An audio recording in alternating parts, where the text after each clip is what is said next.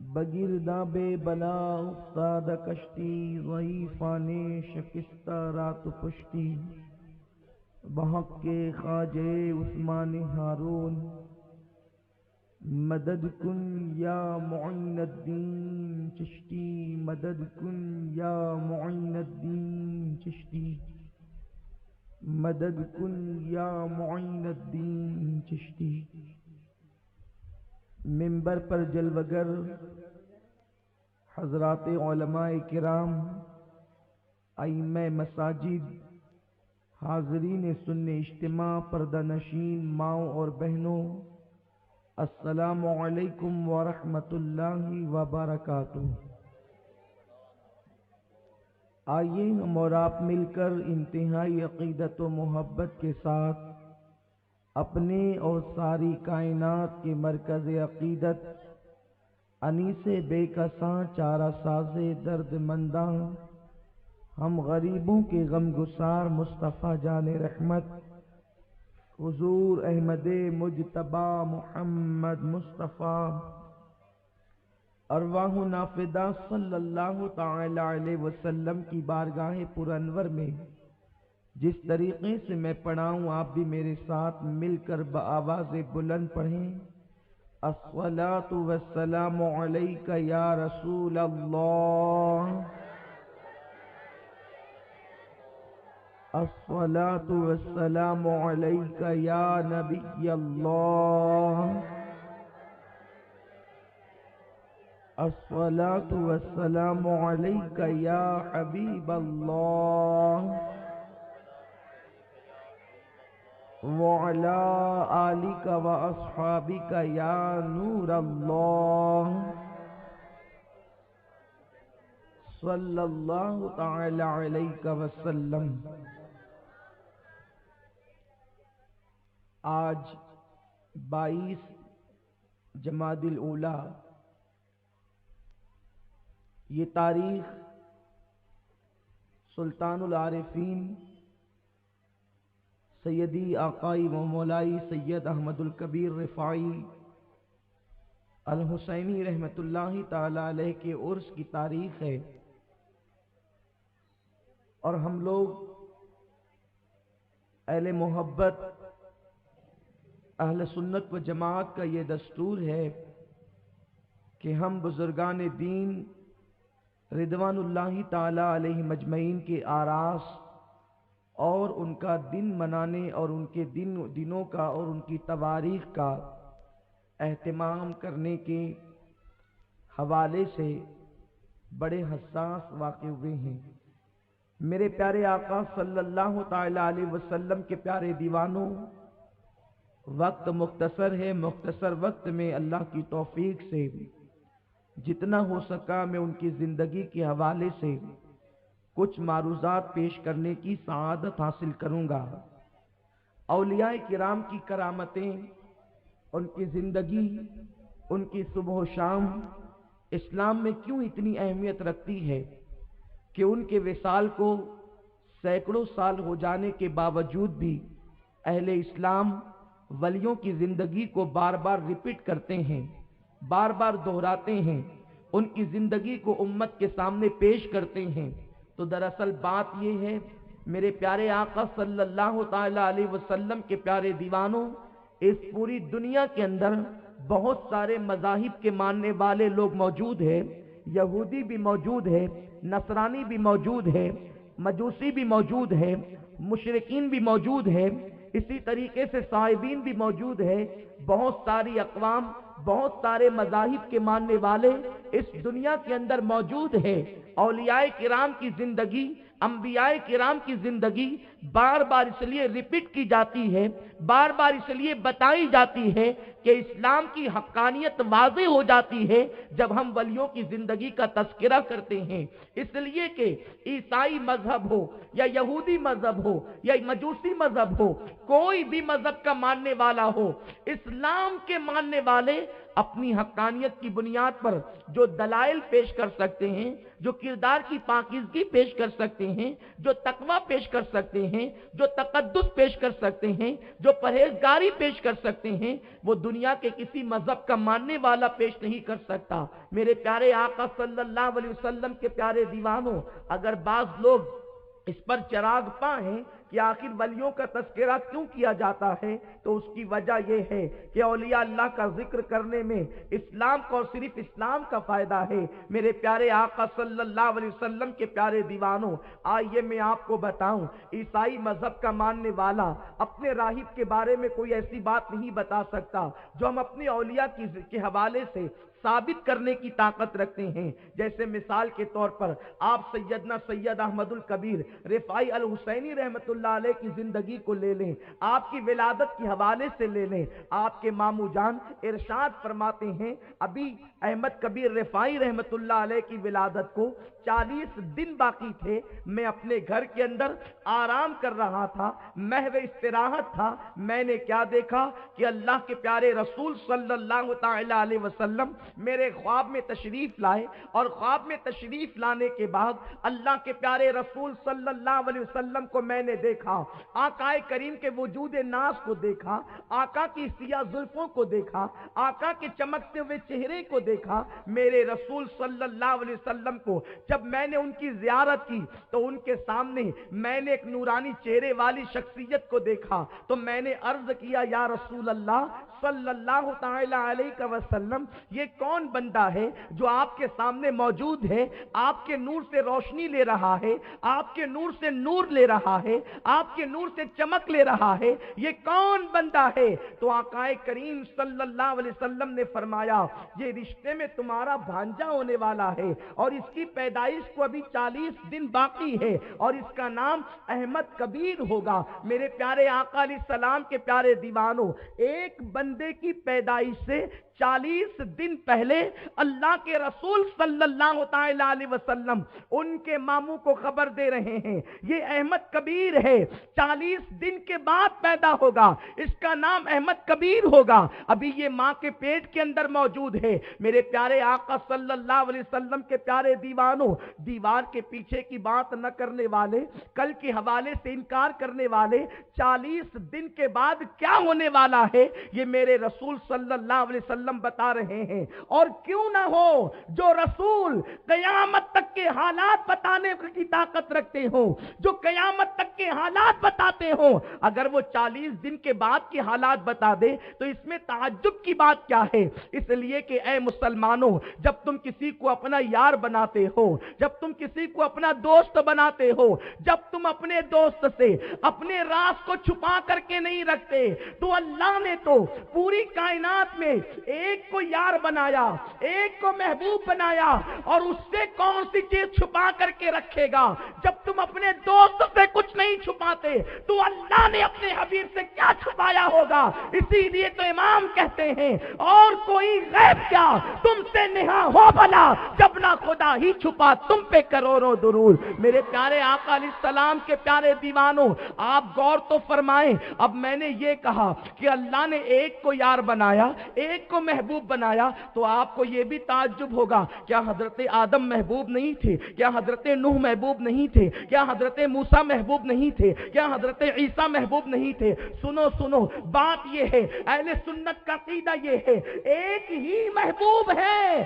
آدم سے محبت اس لیے ہے کہ آدم محبوب سے محبت کرنے والا ہے، نوح سے محبت اس لیے ہے کہ نوح محبوب کو چاہنے والا ہے، موسیٰ سے محبت اس لیے ہے کہ موسیٰ محبوب پر جان نچھاور کرنے والا ہے۔ کیا آپ کو نہیں پتا معارج النبوہ کے اندر ہے حضرت موسیٰ کلیم اللہ ہیں۔ میرے پیارے آقا علیہ السلام کے پیارے دیوانوں، آج ہم رسول اعظم کا کلمہ پڑھتے ہیں، ہم بڑے خوش نصیب ہیں، اللہ نے ہمارے مقدر میں سید الانبیاء کا امتی ہونا لکھا ہے۔ کتنے مقدر والے ہو، کتنے عروج والے ہو، کتنی ترقی والے ہو، کتنے شان والے ہو، جناب موسیٰ مقام تکلم پر فائز ہے، وہ کلام کرتے ہیں، ہیں, حضرت موسیٰ طور پر جا کر اللہ سے محو کلام ہوتے ہیں, محو گفتگو ہوتے ہیں, لیکن میرا رب حضرت موسیٰ سے کہتا ہے, صاحب معارج النبوہ لکھتے ہیں, اے موسیٰ کیا تم یہ چاہتے ہو, اے موسیٰ کیا تم یہ چاہتے ہو کہ تمہاری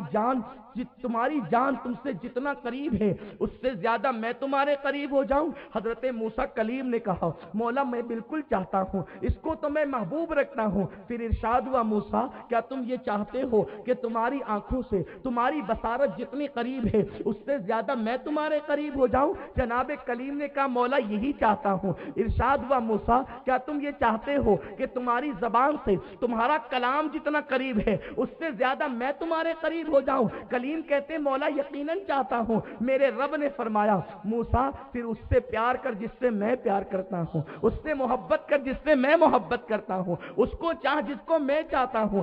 آپ مجھے بتائیں نا, حضرت موسیٰ کے پاس کیا موجود نہیں تھا؟ نماز ان کے پاس ہے, اللہ اکبر, روزہ ان کے پاس ہے, حج وہ کر رہے ہیں, حضرت موسیٰ نے بھی حج کیا ہے. میرے پیارے آقا علیہ السلام کے پیارے دیوانوں, دعوت کی راہ میں جناب موسیٰ علیہ السلام تکلیف بھی اٹھا رہے ہیں. ضدی اور حج درم قوم جس کو بنی اسرائیل کہتے ہیں, اس قوم کے اندر جناب موسیٰ تبلیغ بھی کر رہے ہیں. تبلیغ بھی ہے, نماز بھی ہے, روزہ بھی ہے, حج بھی ہے, سخاوت بھی ہے, ساری چیزیں ہیں, حتیٰ کہ ان کے پاس نبوت بھی ہے. حضرت موسیٰ اللہ کے نبی ہیں, کلیم ہیں, اللہ سے کلام کرتے ہیں. لیکن میرا کریم کہتا ہے, موسیٰ اگر اتنی قربت چاہتے ہو تو جس سے میں پیار کرتا ہوں تم بھی پیار کرو. عرض کیا, مولا تو کس کو چاہتا ہے, تو کس سے پیار کرتا ہے؟ ارشاد ہوا, میں محمد کو چاہتا ہوں, تم بھی اسی سے پیار کرو. میرے پیارے آقا صلی اللہ علیہ وسلم کے پیارے دیوانوں, میں تم سے پوچھنا چاہتا ہوں, مقام نبوت پر فائز ہونے کے باوجود جناب موسیٰ علیہ السلام کو محمد کی محبت کی دعوت دی جا رہی ہے. اسی لیے تو ڈاکٹر اقبال جیسے مفکر نے کہا ہے, محمد کی محبت دین حق کی شرط اول ہے.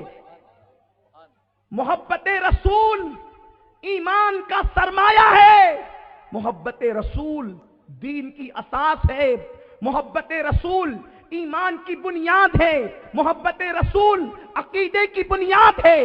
میرے پیارے آقا صلی اللہ علیہ وسلم کے پیارے دیوانوں, زمین کے اوپر کامیابی چاہتے ہو تو دل کے اندر محبت رسول ہونی چاہیے.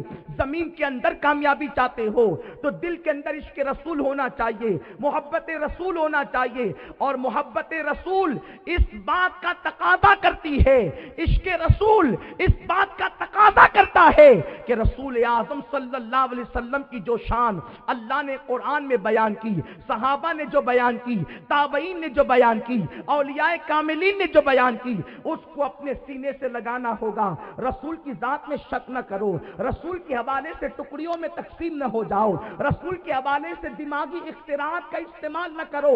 عقل کو مصطفیٰ کریم کی بارگاہ کے اندر جھکا دو, عقل کے ترازو پر مصطفیٰ جان رحمت کو نہ تولنا, اس لیے کہ جنہوں نے عقل پر تولا وہ ابو جہل بن گیا, اور جس نے عقل کو مصطفیٰ کا غلام بنا دیا اس کو دنیا نے صدیق اکبر کہہ کر پکارا, اس کو فاروق اعظم کہہ کر پکارا, اس کو عثمان غنی کہہ کر پکارا. میرے پیارے آقا صلی اللہ علیہ وسلم کے پیارے دیوانوں, عرض یہ کر رہا تھا, ابھی 40 دن کا عرصہ باقی ہے. میرے سرکار احمد کبیر رفاعی کی بشارت دیتے ہیں کہ تیرے گھر میں بھانجا پیدا ہوگا, اس کا نام احمد کبیر ہوگا, یہ ولیوں کے اندر ولیوں کا سلطان ہوگا, یہ سلطان العارفین ہوگا. میرے پیارے آقا علیہ السلام کے پیارے دیوانوں, ان کے ماموں کہتے ہیں, خواب سے میری آنکھ کھلی, میرا پورا گھر منور تھا, میرا گھر معطر تھا. یہ میرے رسول ہیں, یہ میرے آقا ہیں, اگر خواب میں بھی آتے ہیں تو گھر کو منور کر جاتے ہیں, گھر کو معطر کر جاتے ہیں. ہم حقیقت میں گھر میں رہ کر گھر کو معطر نہیں کر سکتے. یہ حبیب خدا کا معجزہ ہے, وہ خواب میں آئے تو بھی معطر کر جاتے ہیں, یہ ان کی شان ہے. یاد رکھو, جب تک کہ اپنے نبی کی شان نہیں سمجھو گے عبادت کی لذت مل نہیں سکتی, عبادت کی چاشنی مل نہیں سکتی. زمین پر سجدہ کرنے والے تو بہت ہیں. میرے رسول نے فرمایا, کہ میری امت کے لوگ 40 سال تک عبادت کریں گے لیکن وہ عبادت کی حلاوت نہیں پائیں گے. کیوں؟ اس لیے کہ دل میں گندگی ہو. دل گندا ہوگا. اگر ایک مسلمان کے لیے دوسرے مسلمان کے دل میں عداوت ہو تو عبادت کی لذت نہیں ملتی، اور اگر جان ایمان کے لیے دل میں عداوت ہو، جان ایمان کے لیے دل میں کسک ہو، تو پھر عبادت کی حلاوت کیسے مل سکتی ہے؟ عبادت کی لذت کیسے مل سکتی ہے؟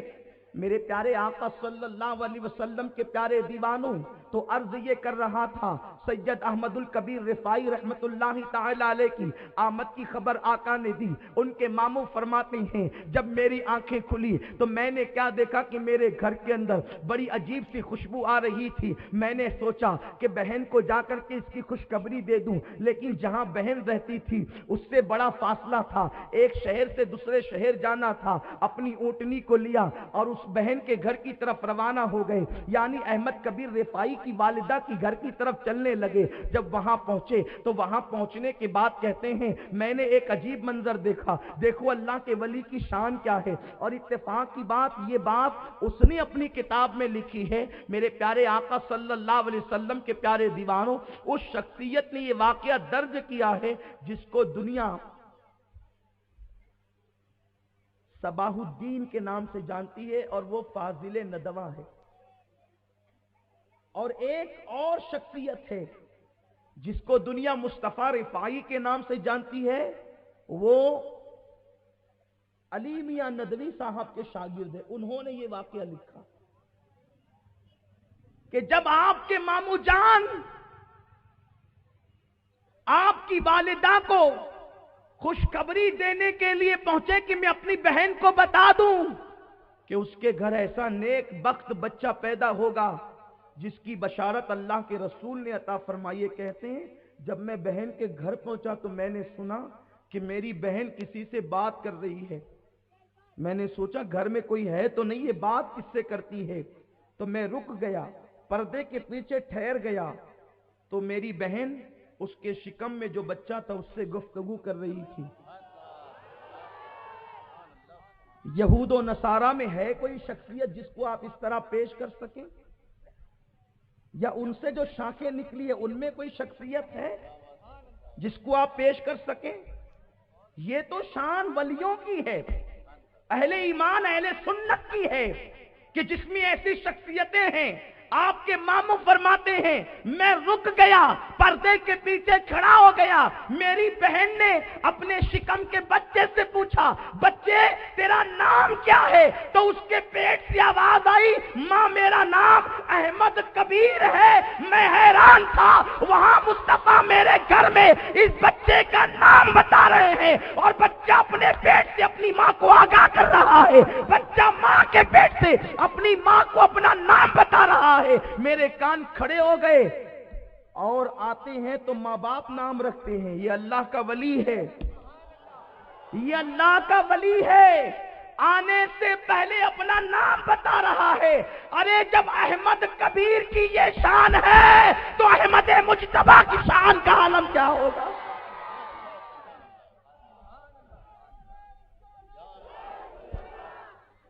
نبوت ختم ہو گئی، ولایت اس لیے ختم نہیں ہوئی کہ تم نے نبی کو نہیں دیکھا، تو ولیوں کو دیکھ کر کے نبی کی شان کا اندازہ لگا لیا کرو، نبی کے مرتبے کا اندازہ لگا لیا کرو. احمد کبیر اپنی ماں کے شکم سے کہتے امی جان میرا نام احمد کبیر ہے. اور اس کے بعد ماں نے پھر کہا بیٹا ذرا کوئی ایسا عمل بتا دے جس کی وجہ سے اللہ کا قرب ہمیں مل جائے، رب کا تقرب ہمیں مل جائے. یہ شکم مادر سے تبلیغ بھی کرتے ہیں، شکم مادر سے خدا کی محبت کی دعوت بھی دیتے ہیں. سیدنا احمد کبیر رفاعی رحمت اللہ تعالی علیہ اپنی ماں سے کہتے ہیں امی جان لقمہ حلال کو لازم پکڑو. دیکھو اللہ کے قرب تک پہنچنے کے لیے جو بات کہی جا رہی، لقمہ حلال کو لازم پکڑو، حلال کھاؤ. شکم مادر میں بیٹھ کر اللہ کے دین کی تبلیغ کر رہے ہیں. آج ہماری قوم کا حال بڑا عجیب ہو چکا ہے. نماز فرض ہے، اس کی فرضیت سے انکار نہیں، لیکن اگر پیٹ میں حرام لقمہ موجود ہے تو بتائیں نماز قبول کیسے ہوگی؟ میرے آقا صلی اللہ علیہ وسلم فرماتے ہیں کہ جس کے پیٹ میں لقمہ حرام موجود ہے، اللہ تبارک و تعالیٰ نہ اس کی عبادت قبول کرتا ہے نہ اس کی دعا قبول کرتا ہے. اب حرام لقمہ کیا؟ توجہ آپ کی. حرام لقمہ کیا؟ صرف یہی حرام نہیں ہے کہ شراب بیچ رہے ہیں تو حرام، یہ تو حرام ہے ہی. سود کا کاروبار کر رہے ہیں حرام، یہ بھی حرام ہی ہے. لیکن حرام یہ بھی ہے کہ آپ نے کرانے کی دکان کھولی، یہ تو حلال ہے، مگر جھوٹ بول کر کاروبار کیا، کسی کو دھوکہ دے کر کمایا، عیب دار چیزوں کو فروخت کر کے کمایا، یہ بھی حرام. اب کتنے لوگ ہیں جو اس طرح سے حرام سے بچتے ہیں. ہماری عبادتیں ہمیں فرشتوں سے آگے لے جا سکتی ہے. اگر قبولیت کے درجے کو پہنچ جائے تو ہماری عبادتیں ہمیں عام فرشتوں کے درجے سے آگے لے جا سکتی ہے اگر پیٹ میں حلال لقمہ موجود ہو. دعائیں جو قبول نہیں ہوتی، جو دعاؤں میں تاثیر نہیں، جو دعاؤں میں اثر نہیں، میرے پیارے آقا صلی اللہ علیہ وسلم کے پیارے دیوانوں، دعاؤں سے جو تاثیر اٹھ گئی ہے حرام لقمے کی وجہ سے. حضرت موسیٰ علیہ السلام ایک مرتبہ ایک جنگل کا سفر کر رہے ہیں. آپ نے دیکھا ایک بندہ ہے جو گڑ گڑا کر اللہ کی بارگاہ میں دعا کر رہا ہے، مانگ رہا ہے، رب کی بارگاہ میں گریہ وزاری کر رہا ہے. جناب موسیٰ علیہ السلام نے دیکھا اور ترس آ گیا. عرض کرتے مولا اس بندے کو نواز دے، اس بندے کو عطا کر دے. تو میرے رب نے فرمایا موسیٰ اگر یہ روتے روتے گڑ گڑاتے مر جائے، ہلاک ہو جائے، تب بھی ہم اس کی دعا کو قبول نہیں کریں گے. عرض کیا مولا اس سے اتنے خفا کیوں ہیں، اس سے اتنا ناراض کیوں ہیں کہ اگر یہ گڑ گڑاتے آہوزاری کرتے کرتے گریہ کرتے کرتے مر جائے تو بھی اس کی دعا قبول نہ کی جائے گی. تو اس وقت تو آواز آئی، اس وقت تو جواب آیا، موسیٰ یہ آنکھوں سے رو تو رہا ہے، زبان سے چلا تو رہا ہے، لیکن اس کے پیٹ کے اندر جو لقمہ ہے وہ لقمہ حرام موجود ہے، وہ حرام لقمہ موجود ہے. مسلمانوں اگر دو لوگ مل کر بھی دعا کریں یا 2 لاکھ مل کر کے دعا کریں اور حرام لقمہ کھانے والے مجمع میں موجود ہے تو پھر دعائیں قبول نہیں ہوتی. پیارے آقا صلی اللہ علیہ وسلم کے پیارے دیوانوں، ہاں لیکن دعا کی قبولیت کا ایک راستہ قرآن نے بتایا ہے. اللہ ارشاد فرماتا ہے اِنَّا رحمت اللہ قریب من المحسنین، اللہ کی رحمت ولیوں کے قریب ہے. اب جو وہاں جا کر کے دعا کرے چاہے اکیلے ہی کرے، خدا مانگنے والے کو نہیں دیکھتا، اس ولی پر رحمتوں کی برسات ہوتی ہے تو اللہ تبارک و تعالی اس کے صدقے میں اس مانگنے والے پر بھی چھینٹوں کو برسا دیا کرتا ہے. میرے پیارے آقا صلی اللہ علیہ وسلم کے پیارے دیوانوں، اس لیے اللہ والوں کی آستانوں کے قریب جو ہے وہ دعائیں مقبول ہوتی ہیں. اب آپ کہیں گے گنہگاروں کو شے نہ دیجئے، گنہگاروں کو راہ نہ دیجئے. میں راہ نہیں دے رہا ہوں، ہم تو راہوں کو بند کرنے والے ہیں، لیکن جو باتیں حق ہے وہ تو بیان کرنا ہوگی. پاپی کتنا بھی پاپی ہوگا لیکن اس پاپی کو وہاں نہیں دیکھا جاتا جہاں محسنین ہوتے ہیں، جہاں اہل اللہ ہوتے ہیں، جہاں اللہ کا ولی ہوتا ہے. کیا آپ کو نہیں پتا بخاری شریف کی حدیث ہے، لوگ کہتے ولی سے کیا ملتا ہے؟ ارے ہم سے نہ پوچھ، امام الانبیاء سے پوچھ ولی سے ملتا کیا ہے. میرے رسول فرماتے ہیں بخاری شریف کی حدیث کا مفہوم ہے ایک بندہ ہے جو بڑا سخت دل ہے اور بڑا قاتل ہے، اس نے 99 لوگوں کو قتل کر دیا ہے اور 99 کو قتل کرنے کے بعد دیکھو ولی کی برکتیں کیا ہے، ولی کے آستانے کی برکتیں کیا ہے. میں اپنی بات کہوں تو غلو ہوگا، میں اپنی بات کروں تو غلطی ہوگی، لیکن آئیے اس کی بات کرتے ہیں جس کی زبان پر وما ينطق عن الهوى ان هو الا وحی یوحی کے نغمے گنگنائے جاتے ہیں، جس کی شان یوں کہی جاتی ہے کہ زبان ان کی ہے، کلام خداوند قدوس کا ہے۔ یہ بخاری کی حدیث ہے مسلمانوں، اللہ کے رسول فرماتے ہیں، مفہوم حدیث ہے، 99 قتل کیے، اور 99 قتل کرنے کے بعد کیونکہ جاننے والوں کی علماء کے 2 گروپ ہیں، ایک ولی کو ماننے والے، ایک نہ ماننے والے۔ اب میں یہاں جو نہیں ماننے والے ان پہ کچھ نہیں کہتا، اس لیے کہ آپ تو اچھی باتیں سننے کے لیے آئے، ان کو کچھ کہنا یہ بھی اچھی باتوں میں سے ہے، لیکن آج نہیں کہتا، آج نہیں کہتا۔ آپ کو ایک پیغام دینا، کیونکہ میرے پاس وقت کم ہے، میں اپنے عنوان کے ساتھ جو ہے وہ انصاف نہیں کر پاؤں گا اگر میں ادھر ادھر گھسنے لگوں تو۔ یوں بھی مجھے تو ابھی وہ ایک واقعہ بھی میں نے مکمل نہیں کیا ہے، اور مجھے تو آپ نے پیغام دینا ہے۔ علماء کی 2 قسم ہے، ایک ولیوں کو ماننے والے، ایک نہ ماننے والے۔ یہ بخاری شریف کی حدیث پیش کر رہا ہوں۔ اتفاق سے جس نے 99 قتل کیے تھے نا، وہ مجرم نہ ماننے والے کے پاس چلا گیا، کہنے لگا میں نے 99 قتل کیے، میری توبہ قبول ہوگی کہ نہیں؟ اس نے کہا 99 قتل کیا، چل یہاں سے، نہیں قبول ہوگی تیری توبہ۔ تو اس نے کہا جب توبہ قبول نہیں ہونی ہے تو پھر 99 یہ ادھورا ادھورا کیوں ہو، راؤنڈ فگر پورا کیوں نہ ہو جائے۔ مفہوم حدیث ہے، میں لطیفہ گوئی کرنے نہیں بیٹھا، لیکن ایک حقیقت میں آپ کے سامنے پیش کر رہا ہوں۔ 99 قتل کیے، 99 کر کے بھی جہنم میں جانا ہے، تو 99 کیوں پورے 100 کیوں نہیں؟ تو کہا کہ 99 کے بعد اب تیری باری ہے، جب قبول ہی نہیں ہوگی توبہ، جب توبہ قبول ہی نہیں ہونی ہے تو 100 پورے کر لیے جائیں۔ اس نے اڑا دیا، 100 پورے کر دیا۔ یہ میں نہیں، یہ میرے اور آپ کے آقا بیان کر رہے ہیں، سید الانبیاء کہہ رہے ہیں، زبان میری ہے، کلام ان کا ہے۔ میرے پیارے آقا علیہ السلام کے پیارے دیوانوں، 100 قتل کر لیا، لیکن ایک سامنے سے آ رہا تھا، وہ بھی عالم تھا، جاننے والا تھا۔ اس کی خصوصیت یہ تھی، وہ ولیوں کا مخالف نہیں تھا، وہ ولیوں کا ماننے والا تھا۔ جب اس کے خود کو دیکھا تو پوچھنے لگا ایک مسئلہ بتا دے، میں نے 100 قتل کیے ہیں، کیا میں معاف کر دیا جاؤں گا؟ کہا جرم تو ایسا ہے کہ معافی کے لائق نہیں، 100 لوگوں کو بے گناہ قتل کرنا اچھی بات نہیں، مگر سن بات یہ ہے، یہاں سے قریب میں ایک بستی ہے جہاں اللہ کے ولی رہتے ہیں، جب ولی کے آستانے پر چلے جاؤ تو خدا تجھے نہ دیکھے گا، ولیوں کے صدقے میں اللہ تجھے معاف کر دے گا۔ وہاں جانا اور ان کی بستی کے قریب جا کر اللہ کی بارگاہ میں عرض کرنا کہ مولا مجھے معاف کر دے، ان کے صدقے تو بخشا جائے گا، کیونکہ محبوبوں کے ناز اٹھائے جاتے ہیں، حبیبوں کے ناز اٹھائے جاتے ہیں، محبوبوں کے ناز اٹھائے جاتے ہیں، محبوبوں کے صدقے تیری نجات ہوگی۔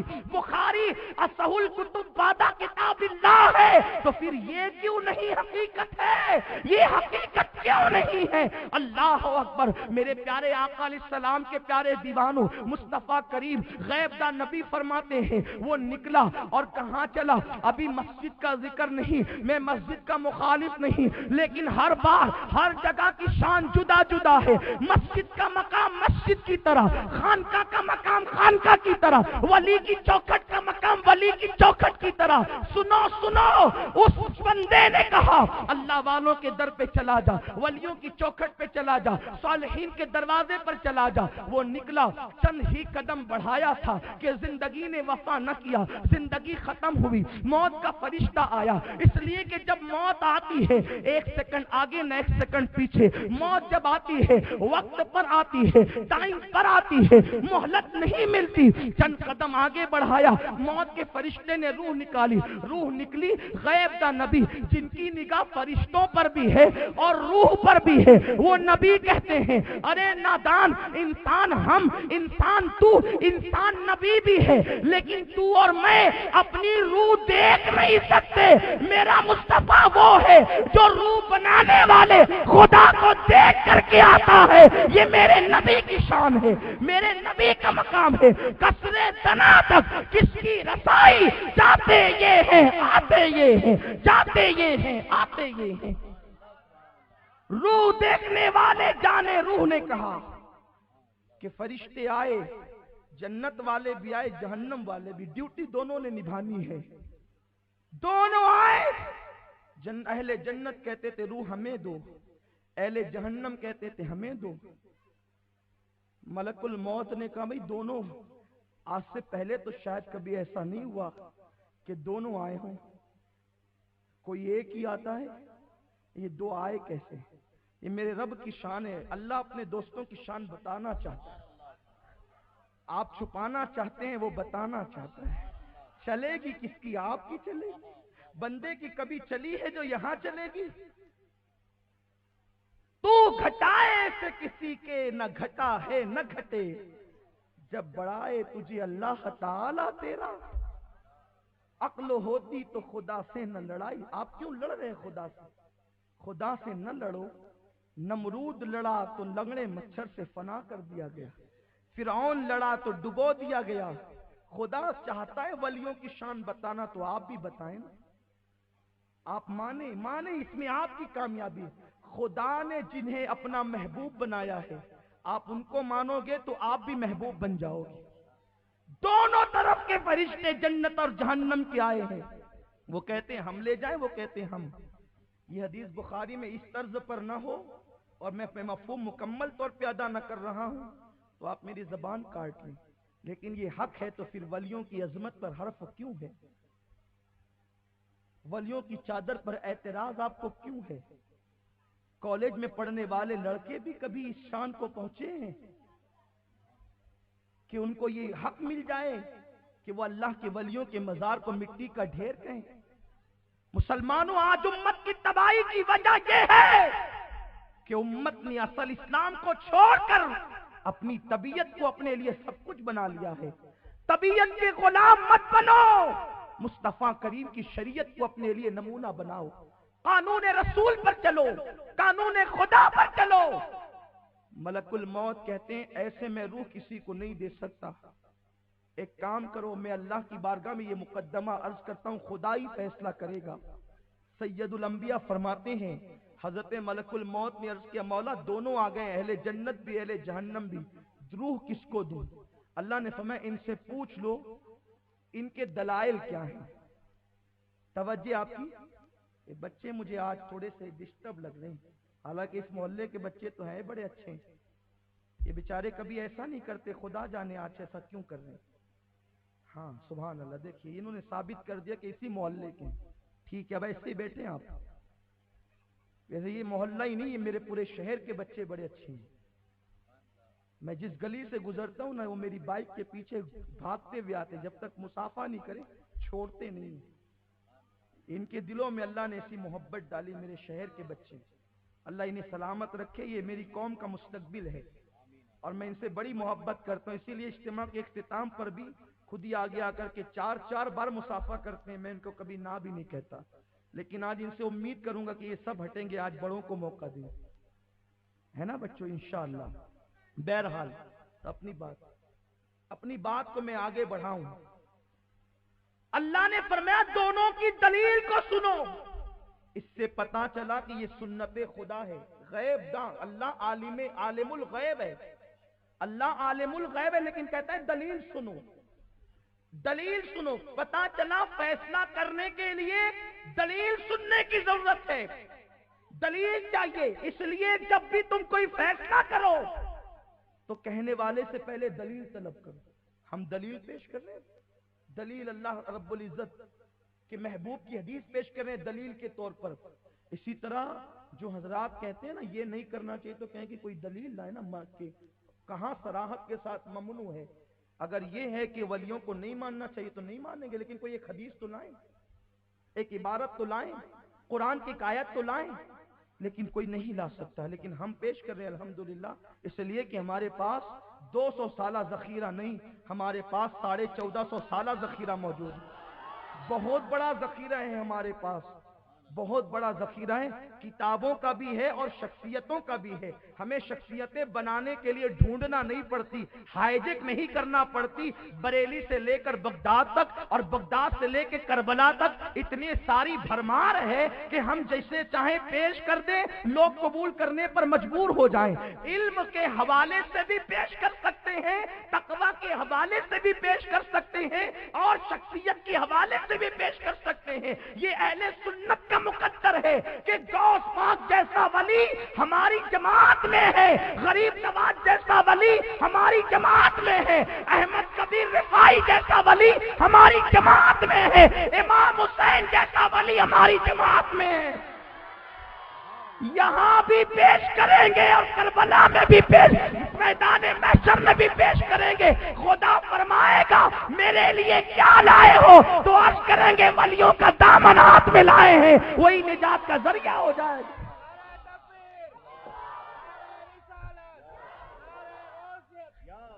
یہ میرے جذبات نہیں, میں حدیث کی ترجمانی کر رہا ہوں. اللہ نے فرمایا دلیل پوچھو دلیل. اہل جہنم کے آئے ہوئے فرشتوں نے کہا یہ اس نے 100 قتل کیے, اس سے بڑی دلیل کیا ہے؟ 100 لوگوں کو قتل کیا, بے گناہ قتل کیا, یہ تو جہنم کا مستحق ہے. اہل جنت سے پوچھا تمہاری دلیل کیا ہے؟ اس نے تو بہت بڑا مقدمہ بھی بہت بڑی دلیل دے دی. اہل جنت کہتے ہیں یہ تھا مجرم, لیکن توبہ کی نیت سے ولیوں کی چوکھٹ پر جا رہا تھا. کہاں جا رہا تھا؟ ولیوں کی چوکھٹ پہ جا رہا تھا, اہل اللہ کے آستانے پہ جا رہا تھا. بھائیو اگر یہ جرم ہوتا نا تو فرشتے یہ بھی کہہ دیتے جو جہنم کی طرف سے آئے تھے اس کے 2 گناہ ہیں, ایک تو 100 کا قتل اور دوسرا یہ جو شرک کے لیے جانا اللہ کی مسجد چھوڑ کر, یہ جو اللہ کی مسجد چھوڑ کر ولیوں کے آستانے پہ جا رہا ہے, کیونکہ قتل چھوٹا گناہ ہے, شرک بڑا گناہ ہے, تو یہ اللہ کو چھوڑ کر غیر اللہ کے پاس کیوں جا رہا ہے؟ لیکن فرشتوں کی دلیل بن گئی, فرشتوں کی دلیل اہل جنت جنتی بنانے کے لیے اہل اللہ کی دلیل پیش کر رہے ہیں. تو پھر سنو قبول کس کی ہوئی؟ ممکن ہے کوئی فرشتہ وہاں بریلی سے پہنچ گیا ہو, کہنے والے تو کچھ بھی کہہ سکتے ہیں نا, لیکن ہم یہ نہیں کہتے کہ فرشتے بریلوی ہیں معاذ اللہ, اس لیے کہ ہم تو اہل سنت ہیں. ہم تو فرشتوں کو کسی شہر سے منسوب نہیں کرتے. ہمارا عقیدہ اہل سنت کا عقیدہ ہے. 1450 سال پرانے لوگ ہیں, مذاق کے لیے نہیں کہہ رہا ہوں, حقیقت کہہ رہا ہوں. تو بھائی کوئی بھائی اگر ہمارا اسکول کالج کا کوئی چھوکرا یہ بھی کہہ سکتا ہے نا کہ چلو آپ نے یہ کر لیا ہو یا فرشتے نے وہ کہہ دیا ہو, لیکن سنو یارو, خدا تو خدا ہے نا. جب اس نے کہا, ایک نے کہا کہ وہ قتل کیا, دوسرے نے کہا وہ اہل اللہ کے آستانے پہ جا رہا تھا, تو خدا نے دلیل کس کی قبول کی؟ خدا نے کس کی دلیل پر فیصلہ کیا؟ سن لو, دل کے کانوں سے سنو. ولیوں کے ماننے والوں تم خوش نصیب ہو, ان کی چوکھٹ پہ جانے والوں تمہارا مقدر عروج پر ہے, تمہارا ایمان بھی سلامت, تمہارا عقیدہ بھی سلامت, اور انشاءاللہ جنت میں سلامتی کے ساتھ جاؤ گے تو فرشتے وہاں بھی تمہیں سلام کریں گے. اور قرآن کہتا ہے الا قیلا سلاما سلاما, وہاں سلامتی ہی سلامتی ہے. تو اللہ نے فرمایا, ایک کہتا ہے کہ کچھ فرشتے کہتے جہنم سے آئے ہوئے کہ اس نے قتل کیا اس لیے جہنمی, دوسرے کہتے توبہ کے لیے ولیوں کی چوکھٹ پر جا رہا تھا.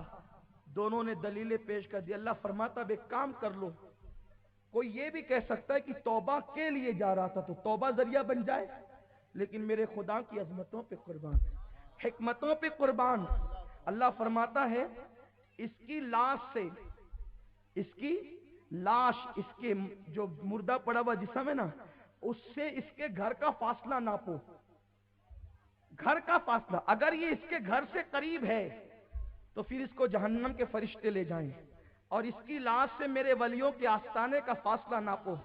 اگر یہ ولیوں کے آستانے سے قریب ہے تو اس کو جنت کے فرشتے لے جائیں. اصح الکتب بعد کتاب اللہ اگر بخاری ہی ہے تو یہ بخاری کی حدیث ہے. بات لوگ توبہ کے فضیلت میں پیش کرتے, مجھے انکار نہیں ہے, لیکن جنت کا جو فیصلہ ہوا ہے وہ توبہ کی بنیاد پر نہیں ہوا, وہ تو آستانے کی بنیاد پہ ہوا, وہ تو ولی کی چوکھٹ کی بنیاد پہ ہوا ہے. لیکن پھر ہوا کیا؟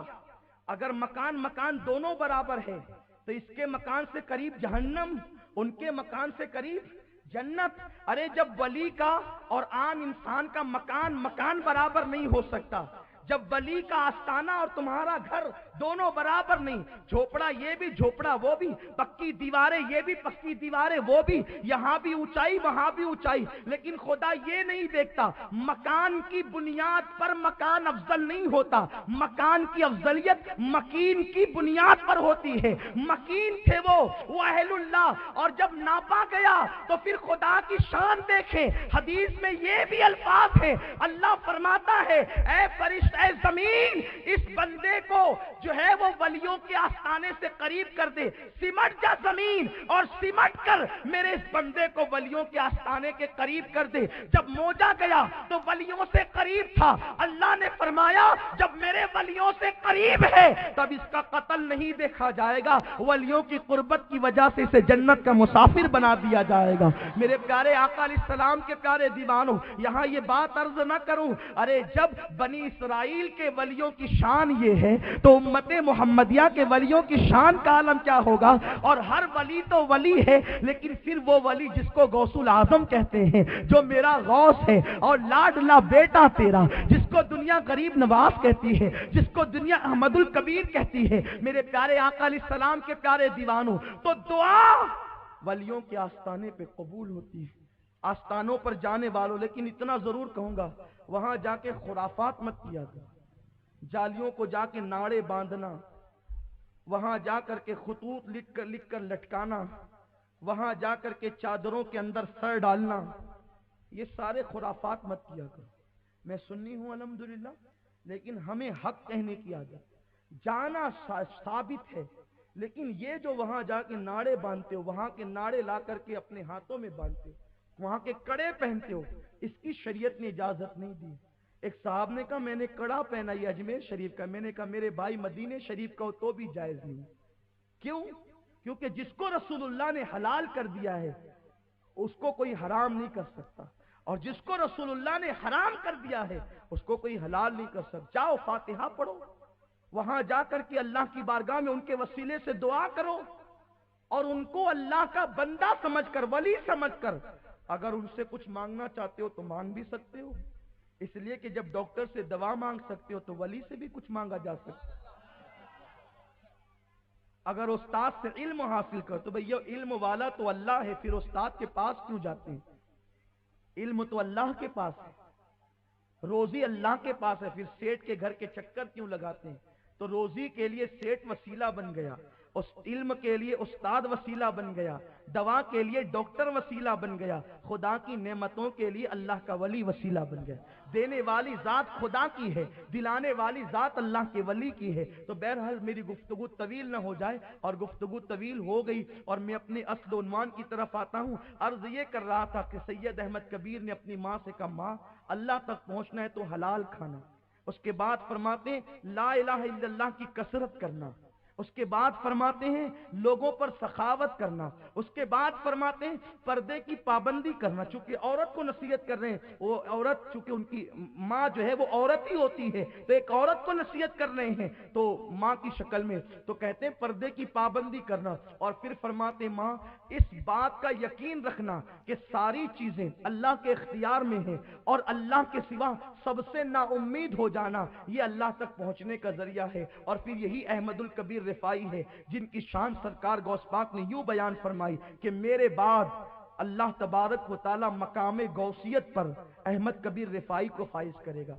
ये गौसियत जो है ना, वो गौसियत है जो हर जमाने में गौस होता है, वो गौसियत है। रही बात गौसियत कुबरा की, तो ये गौसियत कुबरा इमाम हसन अस्करी के बाद हमारे गौस शेख अब्दुल कादिर जिलानी को मिली, और उनके बाद अब इमाम मेहदी तक किसी को नहीं मिल सकती। तो ये गौसियत कुबरा नहीं है। इस फरमान से लोग ये अखज़ करते हैं, लोग ये कहते हैं कि देखा कि देखो मेरे बाद गौसियत उनको मिलेगी तो वो गौस पाक से बड़े हो गए। याद रखना बात ये है कि गौसे पाक है। और फिर हदीस حدیث مبارکہ میں یہ آتا ہے کہ اللہ نے جس کو فضیلت دے دی اب تم اس کو گھٹا نہیں سکتے، تو جو اللہ نے جس کو شان اور فضیلت دی ہے تم کیوں گھٹاتے ہو؟ اور تم ثبوت میں اگر یہ پیش کرتے ہو کہ سرکار احمد کبیر رفاعی جب پہنچے ہیں بارگاہ رسالت میں تو عرض کیا نانا جان میں ہمیشہ اپنی روح کو بھیج کر کے آپ کی بارگاہ میں سلام پیش کرواتا تھا، آج جسم کے ساتھ آیا ہوں تو نانا جان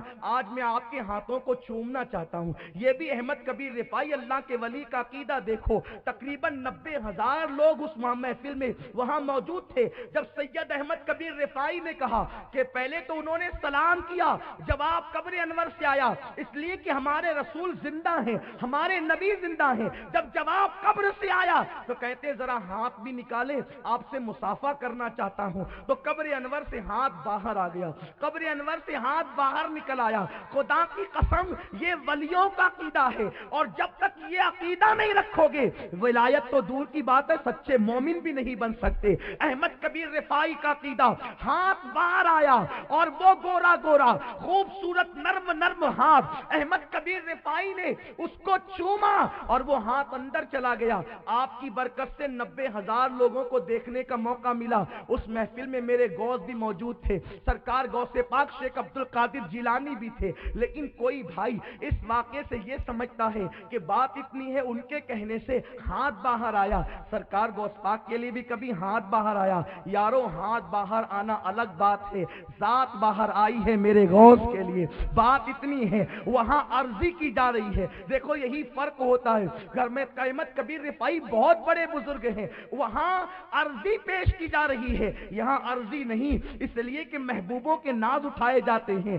اللہ اکبر، جو میرا غوث ہے اور لاڈلا بیٹا تیرا، الحمدللہ مجاز ہونے کی وجہ سے، خلیفہ ہونے کی وجہ سے میں رفاعی بھی ہوں، لیکن بیعت سلسلے قادریہ میں ہوں، میں دونوں سلاسل سے جو ہے وہ وابستہ ہوں، لیکن بات خدا لگتی کہتا ہوں۔ احمد کبیر رفاعی کے لیے ہاتھ باہر آیا عرضی کرنے پر، عرضی ڈالنے پر، لیکن وہی میرا غوث ہے، عرضی نہیں ڈالی گئی، ایک مرتبہ خطاب کر رہے ہیں، ایک مرتبہ بیان کر رہے ہیں۔ شیخ علی ابن ہیتی جو غوث پاک کے مرید و خلیفہ ہیں، بیان سنتے سنتے سو گئے، غوث پاک منبر سے نیچے اترے، ہاتھ باندھ کر کھڑے ہو گئے، اور محفل جو ہے وہ سناٹا محفل پہ طاری ہو گیا، اور پوری محفل غوث پاک کو دیکھنے لگی کہ یہ کیا کر رہے ہیں۔ مرید کے آگے ہاتھ باندھ کر کھڑے ہو گئے، علی ابن ہیتی اٹھ گئے، بیدار ہوئے، تو آپ پھر منبر پر گئے، بیان شروع کیا، خطاب شروع کیا، تو بیان ختم ہونے کے بعد لوگوں نے پوچھا